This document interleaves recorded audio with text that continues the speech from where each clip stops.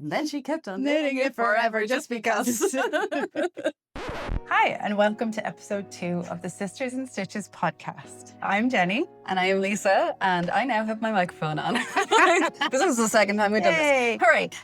You're really welcome. We are delighted to have you here. Thanks for joining us once more. This is a special episode today because we are going to take you on a recap of the, and we're going to take you on the journey with us, basically, through the 5 special days that we had in Dublin and Wicklow for the first ever This Is Now retreat. Okay. For this and all episodes of Sisters in Stitches, we are very keen on putting our timestamps down below. So if there's any particular part or section that you want to skip to or come back to in future, remember they're in the description.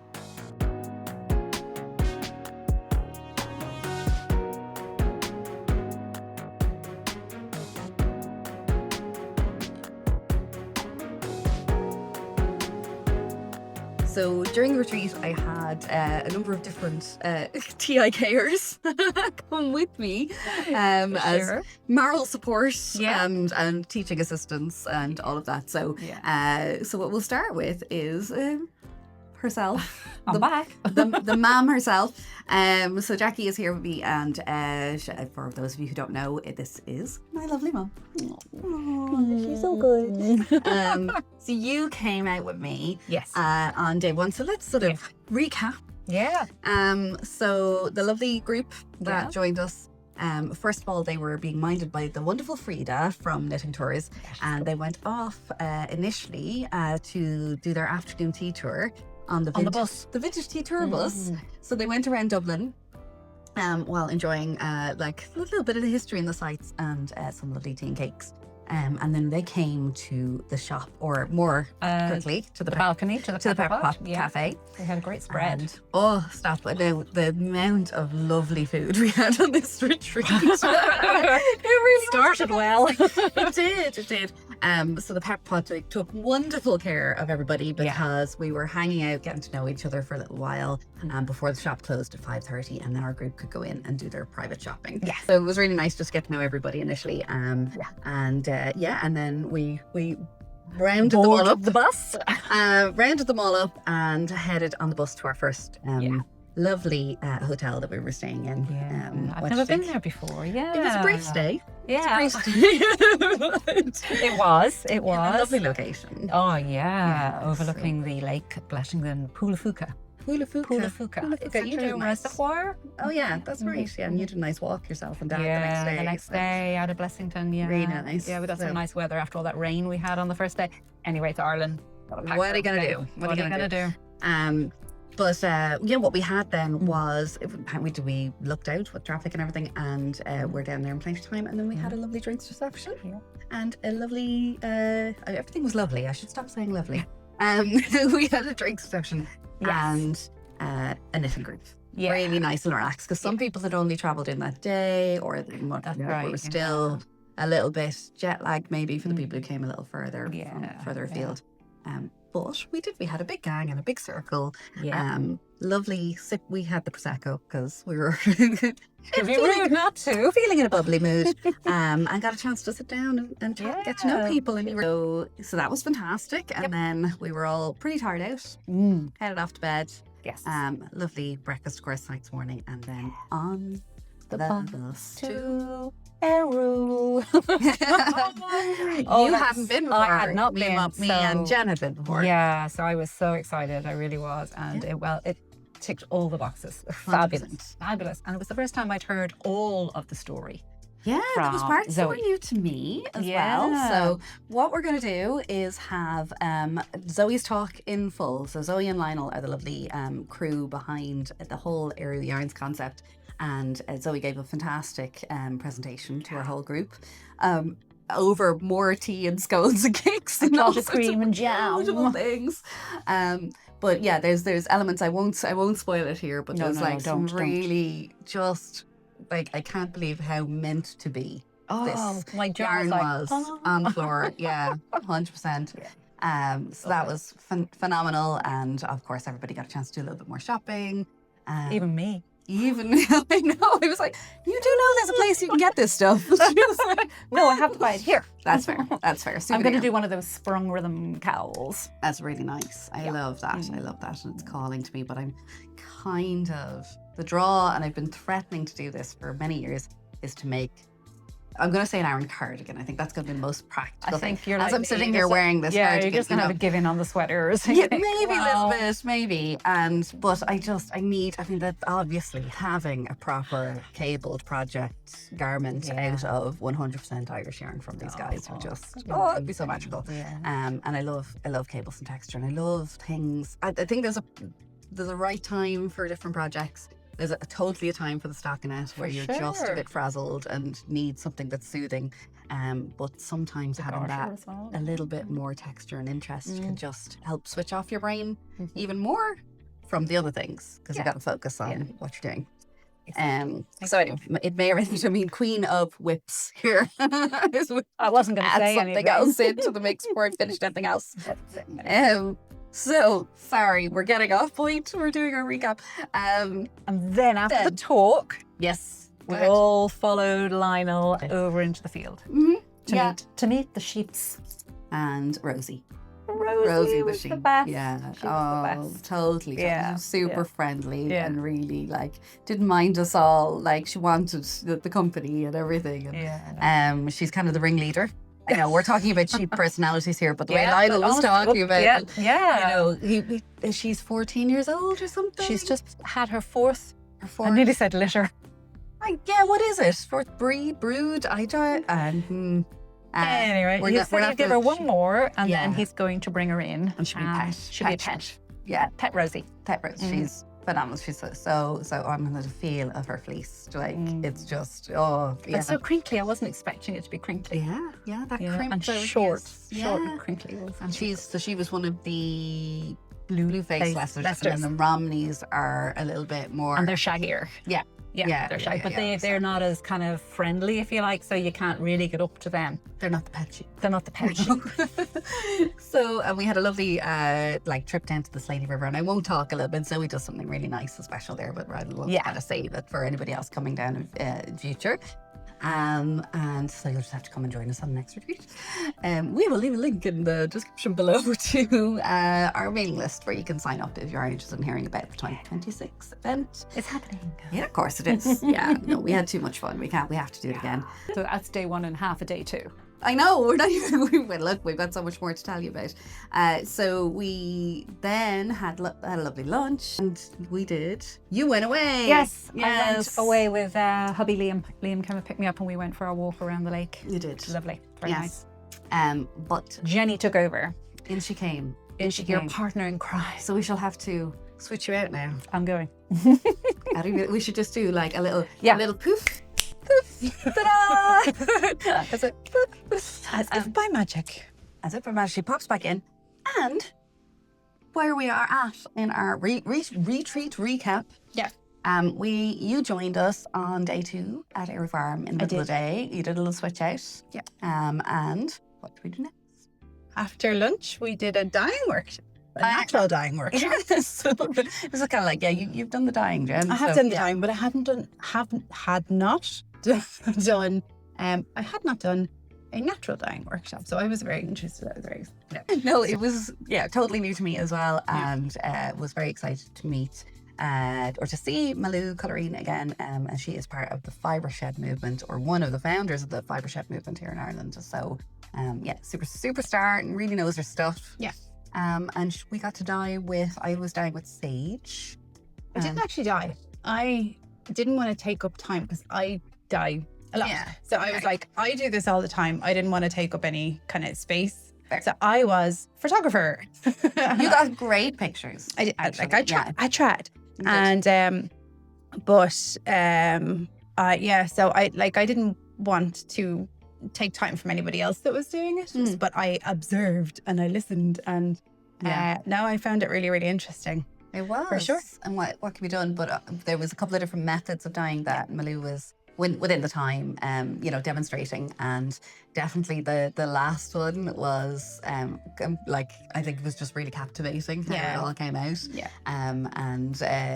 We'll show you some pictures of that, but this like contact dyeing with like dry dye stuff on the mordanted fibre. Then what I loved at the end was how we were all spin drying our skeins. So everybody went outside and just started swinging them around. So it's like bonding. Trying not to get in the path of somebody else's spray. It was really it was cool. Interesting. When I got back from the retreat, was off for a little walk around, and there is an acorn tree. You were like foraging for them? I was just like, oh, I'll pick up some acorn. And I was like, what? Okay, a key takeaway or a starting point and Malou is doing online workshops and stuff like that. So if you're at all interested, we'll get you some links over to her Instagram profile and all of that. But she was saying, like, kind of your starting point is that you need in natural dyeing as much of the dye stuff as of the weight of the yarn or the fabric that you are dyeing. So you want to dye like 100 grams worth of fibre, then you definitely, so start with that. And then you can do your, what is like depth of shade by the dilution. I was picking up these like, acorns that had fallen, and I was like, I'm going to need a lot of these. Might collect over. There's like one tree, and I didn't. And the other thing was this lovely philosophy of, always leave. Don't, like, I think there was a percentage of only take maybe 10% from whatever source, and make sure those things are being left for nature to do its job, of course. So, but it's lovely that was being emphasised in the workshop too. 100%. Really good. Onwards. This time to our home for 3 nights. So this is a retreat. We need that sort of chill zone territory, and Brook Lodge in Wicklow delivered that in space. Oh, they fed us so well. So funny, Jacqui was here. Oh, the food. It was just really, really nice. So really me and you went on ahead to get ourselves situated in Brook Lodge. And then not long after that, it was time to get ready for a big sit-down dinner. A welcome dinner that we had with all of us in our private dining room. It was just super really nice. So we had two big tables, and this beautiful space, and it's a fully organic restaurant, and just fantastic. They grow a lot of their own. There's hens that lay the eggs. They run around wandering free and eating the kitchen scraps and all of that fun stuff. So yes, we were fed wonderfully well, and you presented everybody with their special souvenir retreat scheme. Tell the peoples about the inspiration for that. So Lisa had sent me, she was like, will you dye a special retreat scheme for everybody? I said, absolutely, of course. So there was a picture out at the back of the hotel. There is a veranda, and it's just really, really nice, peaceful. You're looking at, the birds are singing in the trees, and like there's a river down the way, and it's just a really nice peaceful area to sit. But you had sent me a picture of obviously down the veranda, and that's when we did our research trip. So we used that as the inspiration, and I dyed that. And then before we went to dinner, we were trying to be really stealthy and take pictures of the skeins on the veranda with none of the retreat kind of attendees seeing. We were caught, but we had to like hide the stuff behind our backs, and we're like, you don't see anything. So we sat down, when we were all together. Then I gave everybody their skins. Let's explain that also. I know it was a lovely thing, and we were just very grateful to everybody for like coming along on the first time of us doing something like this, and just being part of it.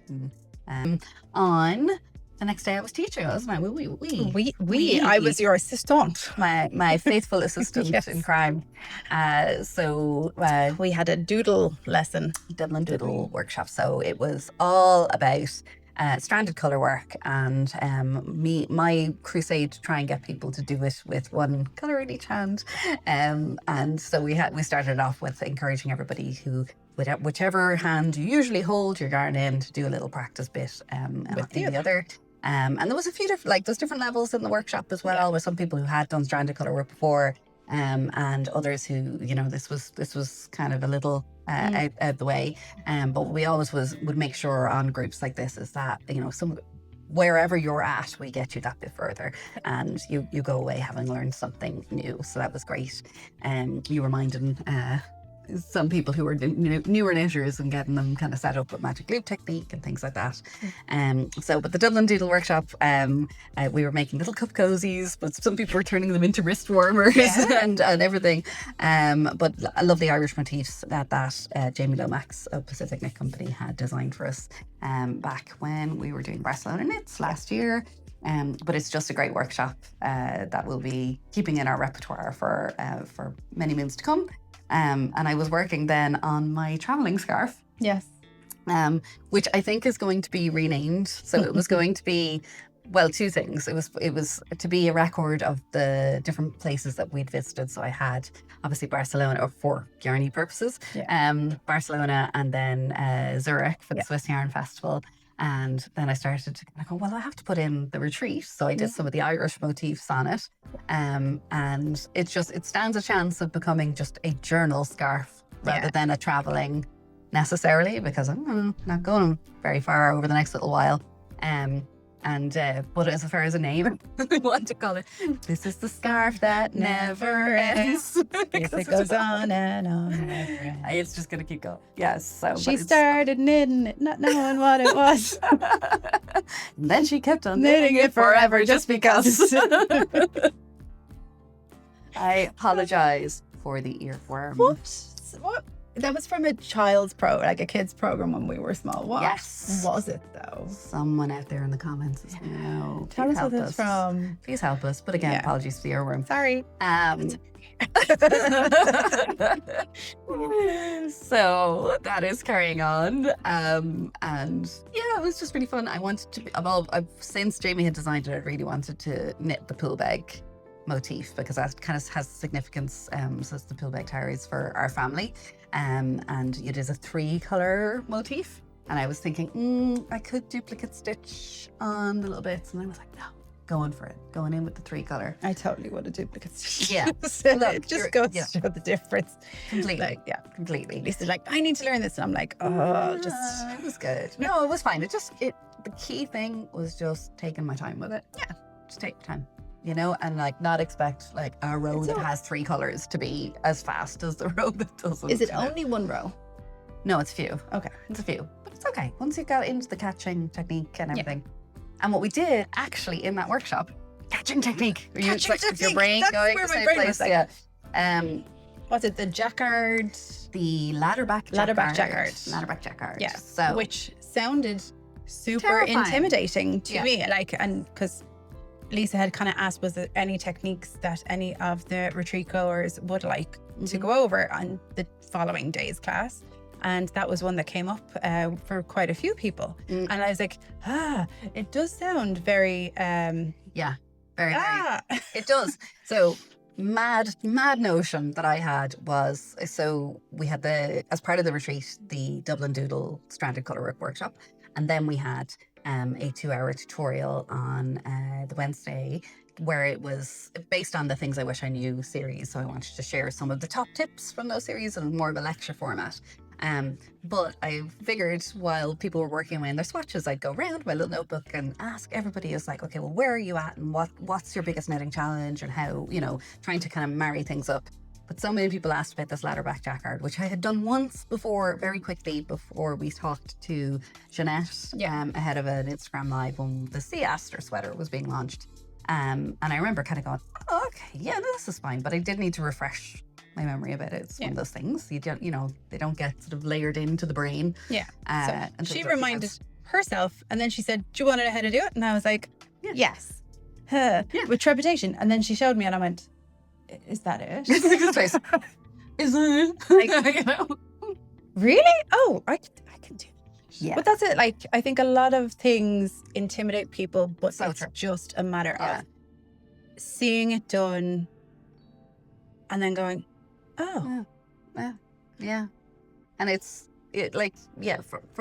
don't know how we don't learn this as knitters, because for so many, all of the things that you know now that you didn't know before, it's like there's been that moment, right? Or there's been that sort of, oh, is it okay, fair enough. Another one was cables, because people were asking about cables, and again, like for me as well, like, you know, it's like, oh my goodness, how did, you know, when I was starting, they were shrouded in mythology and everything, and then you do them and you go, really, like, is that it? My Askel shawl, because I was like, oh, this is cables, and I don't have a cable needle. Like I literally went with bare minimum Equipment. supplies. I think you needed to bring me needles. I did, yeah. And so I was like, oh, cabling without a needle. Right, how do I do this? Looked it up. Yeah. Is that it? Reminder. Yeah, that's it. So, because I had that. I've never attempted it without a cable needle before. no way. No, first time. See, and that's what they say when necessity being the mother of all invention is like, you forgot it. And that's it. And then I didn't have a cable. I got cocktail sticks from one of the cafes we were in, and then I lost them. Yeah. So anyway, we figured it out in the end.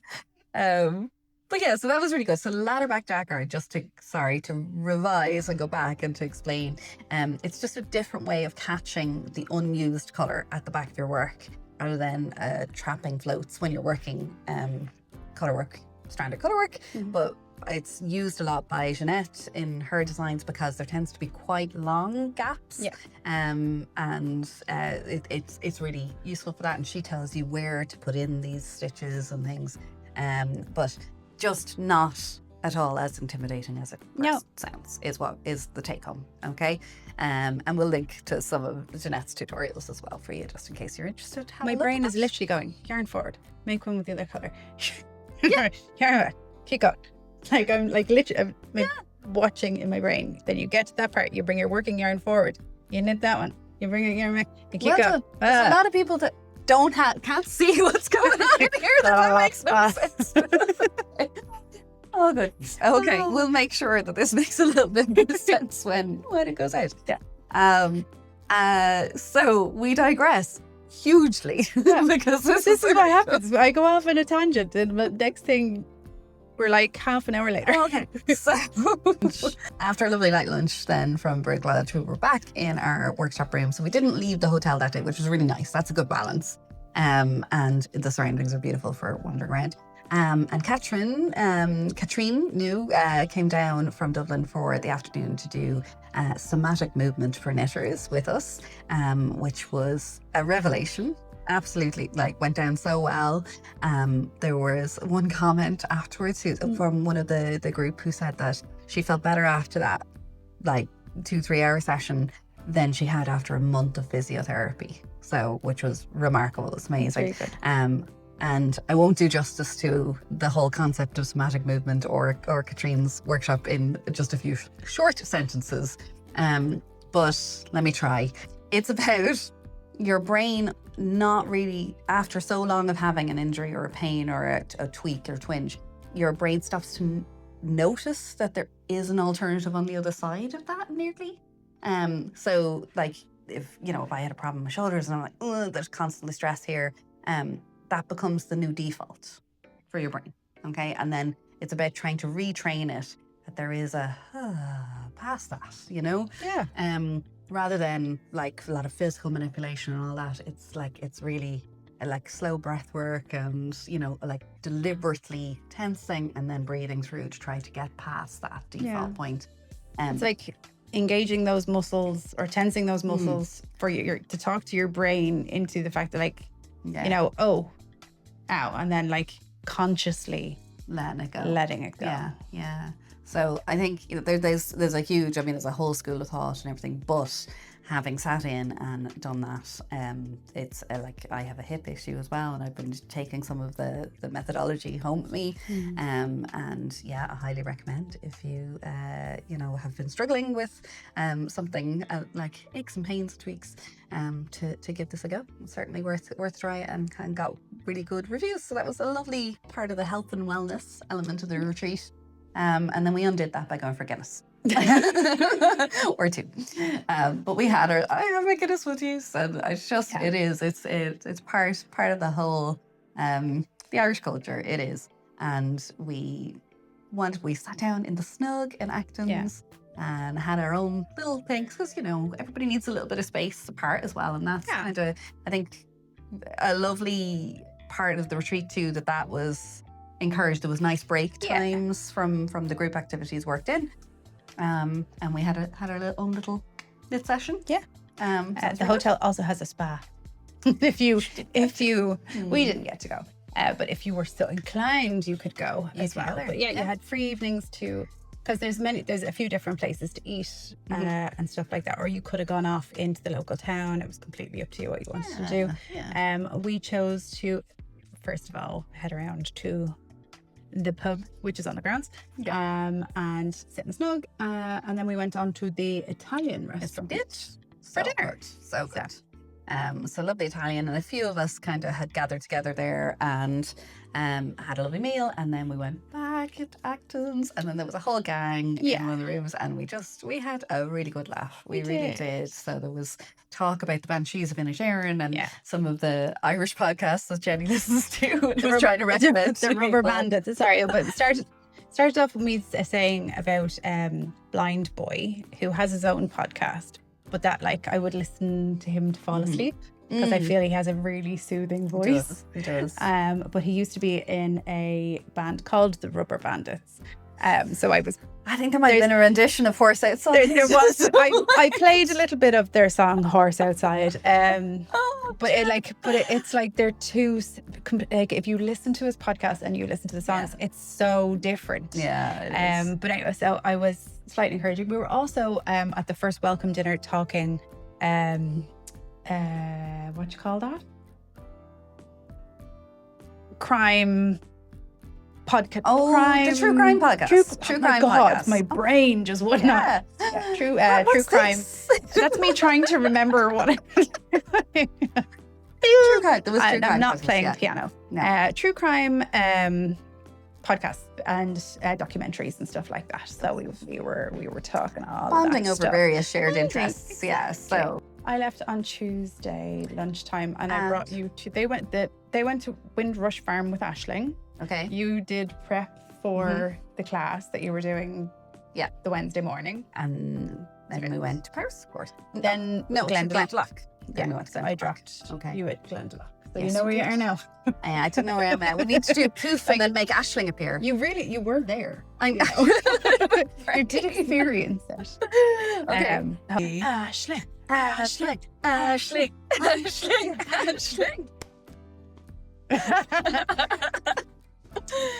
All right, go.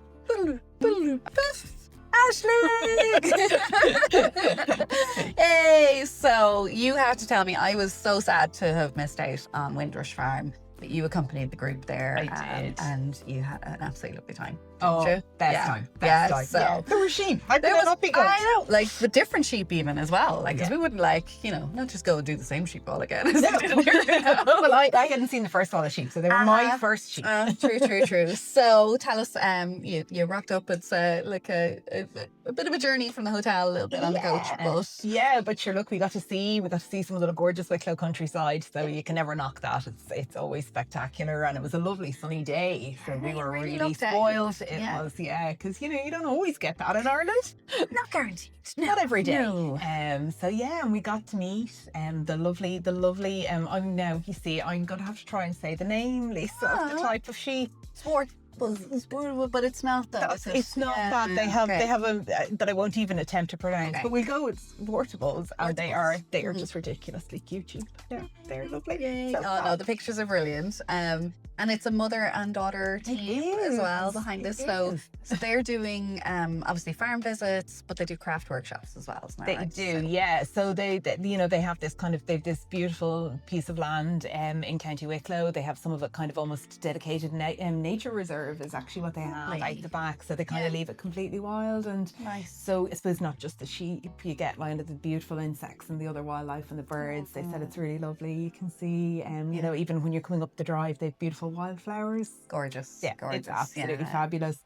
And then a gorgeous space with cake. More cake? If there's no cake, then we're not going. Well, as I say, I'd only joined in at this point, but even I was getting that if there's no cake, nobody's doing anything. No dice. Go and strike in the shop for Oh, So we're always replete with cake in the shop as well. We're never short of cake. So really, really lovely little workshop space. So they talked us through the fleece and how they process the fleece. They talked us through kind of, all the different, all the different workshops they do. They do kind of needle felting. They have some beautiful examples of them. They're silversmiths as well. So they have some beautiful examples of that. I noticed, I was looking at their classes with the next one. So it's like silver molds and casts, I think, with the little bits of leaves from nature and around the farm, but completely sold out. Sold out. Oh, and I can see why, because they had some of the work on display and it is stunning, beautiful pendants and I think nearly everybody was coming away with something lovely to take home from there. They did. There was a few souvenirs came back from there as well. But all inspired by the nature around them and their love of the earth. And again, I suppose very much like what you hear from Ériu, it's about their passion, their love of the earth, the love of the animals. These sheep are not bred for anything other than really they love them and they are their sheep. They all have names and they know all their names. So when you meet a sheep, you get to feed them.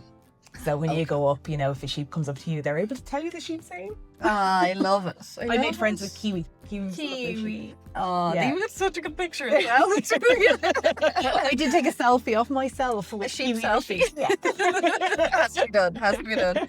But that's sort of friendly. They come right up to you, they're just out the back behind the workshop. They bring them up kind of close so you don't have to go down too far in the field. That's great. Yeah, highly recommended. And you had a little needle felting experiment. So the sheep are sheared and then they Lucy, the mum, processes their mother and daughter, as he said. So she processes the fleeces.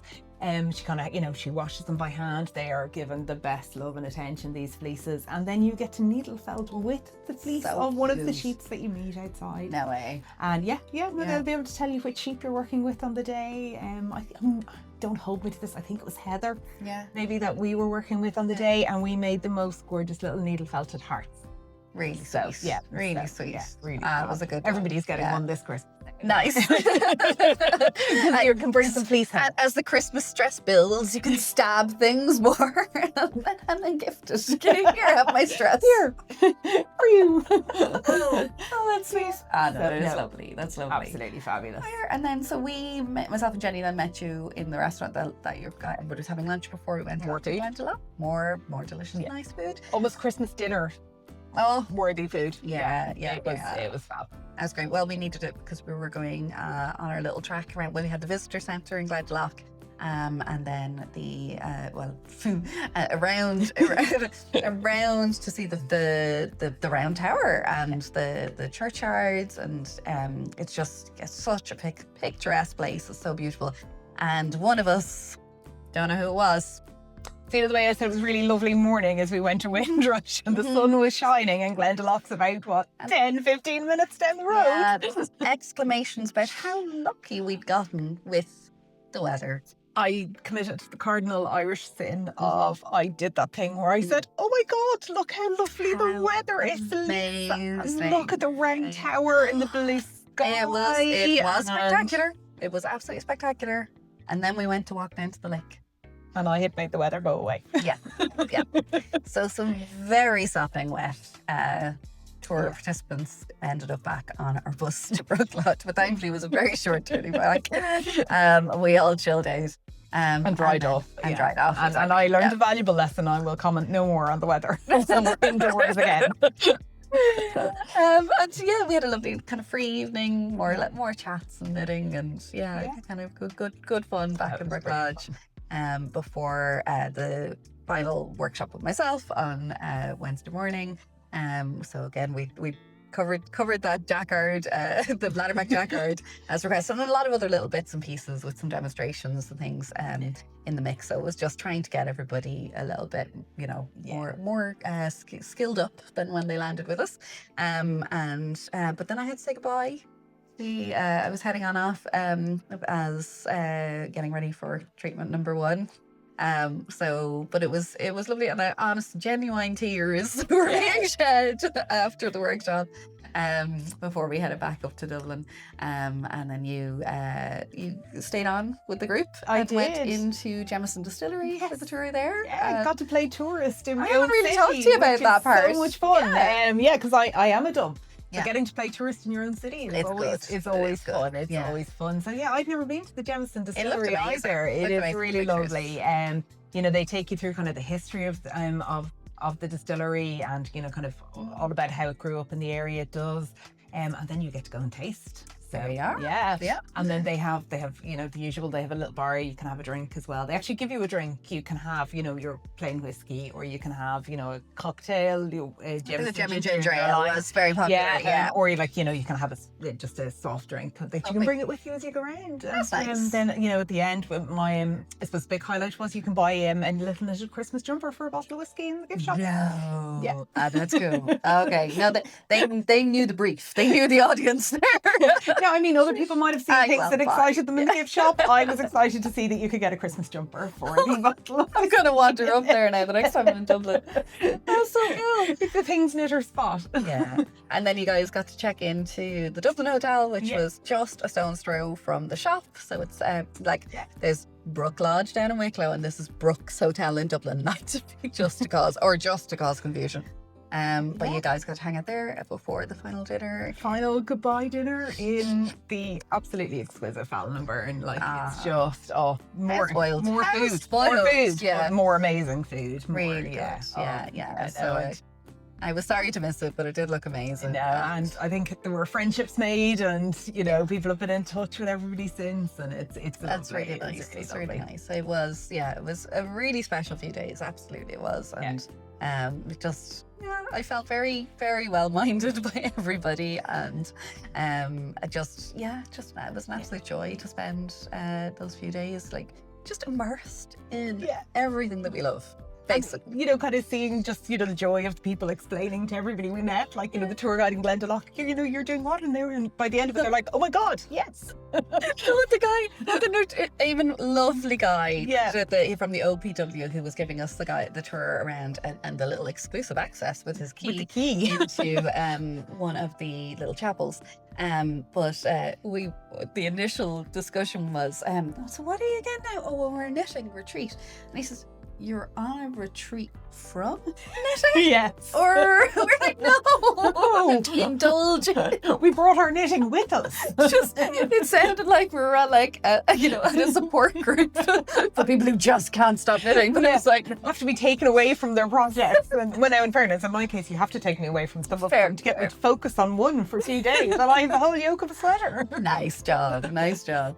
But that was a funny moment, all right. But it was that sort of moment where they kind of go, cool, Yeah. yeah. Why not? And the staff in Brook Lodge, particularly where we were there for the 3 days, they minded us so well, and they genuinely were really into kind of go, oh, people are making, and will we see you back next year? And it was really nice. It was really, really nice. So Highly recommended. absolutely, For we'll sure. do it again. That is our little meandering reminiscence of the few days of the fantastic first This Is Knit retreat. And we hope you have a chance to visit us and join in with us someday soon for one in the future. And if not, I just hope that you've enjoyed kind of coming along on the journey with us virtually. So that's it. We're going to leave our sign up if you're interested, a link to the mailing list so you can sign up to know first when the plans for 2026 are announced. And we will leave you with more images of sheep. A few more highlights from a fantastic couple of days. So thanks so much for watching along. Bye-bye.